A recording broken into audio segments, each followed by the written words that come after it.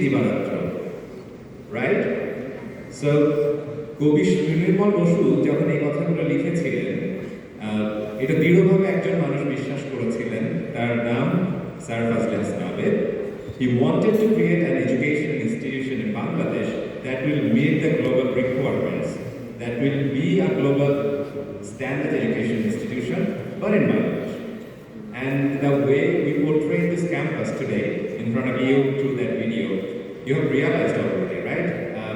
How beautifully it is done. When you get into this campus, you will feel the difference. You will feel proud. You will feel global. Not in terms of this model of architecture, but in terms of the curriculum that we offer. As Samia was mentioning, openness that we all look forward to, from you, from our side, from our RS facilities and everything. But this is not the end of the world, right? There are certain capabilities, those are changing this world, contributing heavily towards modern society. And you know all about those skills, those are required. And I'm sure there are many thoughts going on right at this moment, thought bubbles, many questions. I will try to capture some of those questions from you and put forward to this distinguished panel for getting answer to all those questions. All right? Do I have a license to play now? I need to hear the voice again. Yes. Thank you so very much.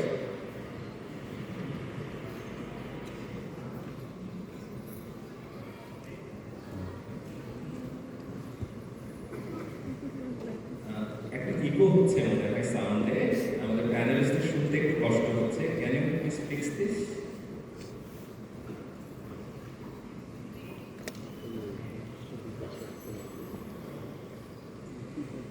So I will start with Mr. Yusuf Farooq, Country Managing Director, Microsoft Bangladesh.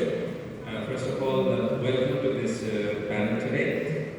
Mr. Yusuf Farooq, what role do you see technology companies like Microsoft playing in shaping the future of business and education? Good afternoon. Let's try this. Good afternoon. Good afternoon. Fantastic. Welcome and congratulations to all the students taking the journey.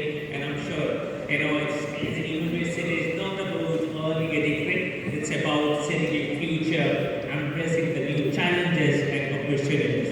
And specifically to answer this question, how I see this technology is reshaping the world tomorrow and how technology company like Microsoft is contributing to it. I'll start with, I'm sure many of you heard about ChatGPT. Yes, no? Yeah. I'm not sure how many of you can realize the impact of AI in the world today. Assignment. So I'll maybe pick two examples. So one in healthcare industry. I was part of a panel in New York like just a month back, and I saw one of the innovative students like you and entrepreneur that developed an app to diagnose cancer. I'm sure you all know the cancer, the disease, it's become, how bad it's become for the humanity. And the accuracy of that app that I've developed, it's 96%. So what it means today, the technology we have to diagnose the breast cancer, the accuracy of that technology is less than 30%. The apps we develop with AI and the technology, the accuracy of that app is 96%. I'm sure that you can imagine how technology can change and reshape our world. I'll pick one more example. In India, recently we have seen the government of India has launched an app called Jugal Mandi. Not sure if you guys heard about it. It's to provide any citizen service. And I saw a classic example. A farmer sitting in South India, even don't know English, Hindi, any of this language, and even he don't have a smartphone. He picked his old Nokia 300, like 3300 phone, and he asked that if I want to send my daughter for higher education, what I should do? Hello. Just think as a firm. Yeah, we number to the And then the app literally came out and gave him instruction, step-by-step document that he should do this. And the doctor said, I don't know how to read. Why don't you read it for me?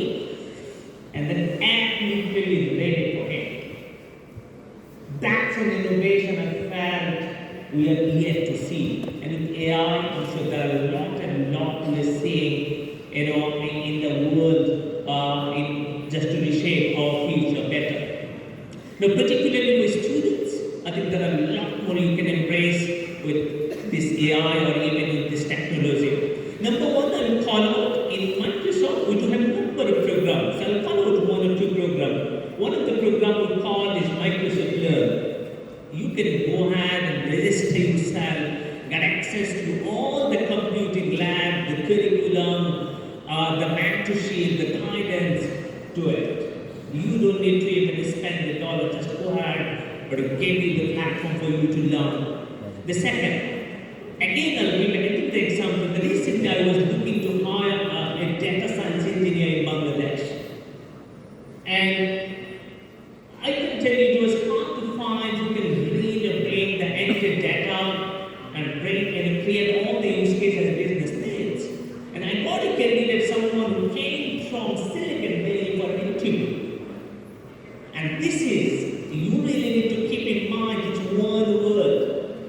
The way it's creating, it's getting competitive, but it's again creating more and more opportunity for you. What it means, we got a candidate from US to work for Bangladesh, and equally, it gives you an opportunity to work in the world from Bangladesh. And that's, I think, the technology is very large and can provide. And finally, I think for students, as said, university is just not to earn a degree. It's just to set your future, just to set your career expansion, just to set your growth mindset. Thank you.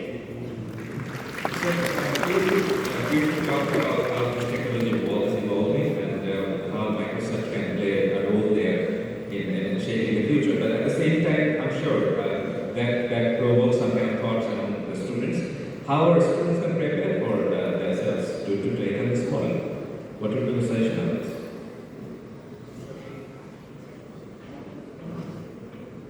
Okay, sorry, since due to ego, I lost it.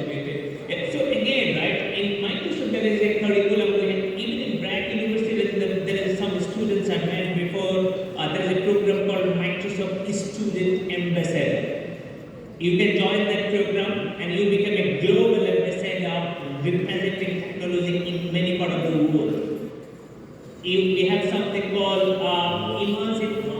It's again a global program. You can join those programs, get into the global competition, get access to the number of tags in US, even in Silicon Valley, even in our engineering team. Now, in terms of any internship in Bangladesh, we have very limited opportunity and scope, I would say, but there are a number of internship programs available in other part of the world, like in US and Australia. If you are taking like any of this curriculum, example, let's say on AI, on data science, or even cyber security, there are a number of other programs which you can participate and get into those internship programs as well. Thank you so very much for your answer. Every year around 2.4 million graduates Bangladesh produce, and this big number of students, they are looking for job opportunities or trying to create some kind of opportunities in Bangladesh. And at the same time, we see unemployment is also a reality. But when we have started seeing this change in the Bangladeshi job market, when startups started playing and creating opportunities for many.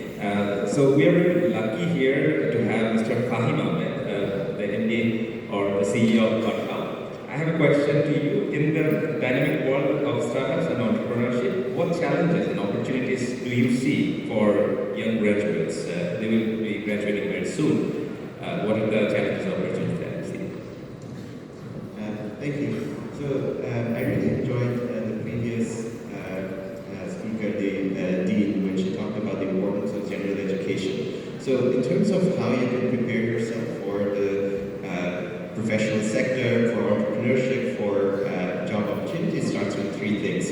And the first one is something that the Dean had touched on, and I think it's part of the ethos of BRAC University to become responsible citizens, to become happy humans. But the importance of what she described as general education, BRAC describes as general education, is also something that I call liberal arts and sciences. I think it's even more important in the context of your professional sphere and in the context of entrepreneurship. The most important skills that you can learn, if you haven't learned it already or continue to learn, is to read, write, and do math. Those are the key building blocks for whatever specialized education you're ultimately going to pursue or whatever field you're going to pursue. I think the importance of reading is critical in order for you to ask the questions, the why, and ultimately get you to the first principle thinking. The importance of writing is to articulate your thought, to communicate, but also to structure your solution. It is the building block towards that critical thinking that reflects into abstract reasoning. And then the final one is to do math. The quantitative skills allow, it's not just about the doing math, it's the logic that goes into that thought process that clarifies and crystallizes your thought. I think those are the three key things that really emphasizes the need for general education. I'm so glad to hear that it represents a third of the curriculum. The second thing that is important for undergraduates to build are the hard skills. Now, we can look to universities, we can look to colleges to provide that. However, in the realm of technology and even in the area of business, it's so rapidly changing and so rapidly shifting that whatever you learn today may become less relevant and less obsolete and more obsolete in the next 2 to 3 years.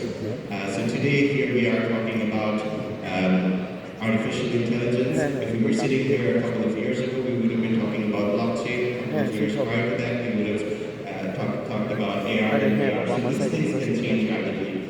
Even, I understand that 40 to 50% of the students are in the computer science and engineering department. Now, the languages and the tools that are widely used today are not the same as those it's not always possible for the curriculum to stay current, which is why it's important to look to building these skills outside of your formal curriculum as well. And the same goes to harnessing data science skills and statistics. I think if you have those building blocks, you should pursue your own interest to develop these skills. But the third one, I think, is the most important, is the attitude. It's the openness to learning. You have the great advantage of being associated with probably the most recognizable and respected brand in Bangladesh, BRAC. Not only in the area of academia, but also from a social perspective as well as from a commercial perspective. I think BRAC operates in a wide range of sectors, from financial services to consumer products, and of course in academia and social business. So you are uniquely positioned to take advantage of the resources that you have. One of the great, now there are the formal resources, the career services and the student services departments, but then there are also the informal resources. Your teachers themselves can also be great mentors. For example, we talked about data science. The way when Pathao first built up our data science team over 6 years ago, we did it in a very unique way. We found a young faculty member who was teaching at a local university. We brought him on board because he was excited to work with a massive data set, and he brought along with him 4 or 5 of his first-year undergrad students, quite like you in the computer science and engineering department where he taught. And that's how we built up that department. So I think building these relationships, mentorships with your professors as well as alumni. You have a massively well-connected alumni network, including at our institution, and they can be wonderful resources for you to tap into, not just the formal internship program and the campus ambassadorship programs, but also the informal opportunity to learn from them and also work with the industry, work with various companies, and pursue your interests. That's what helps you build yourselves up as capable professionals and as potential entrepreneurs. Wonderful, wonderful. This world is quite competitive, right? Our students compete when they want to get into some kind of university for their graduation, when they get into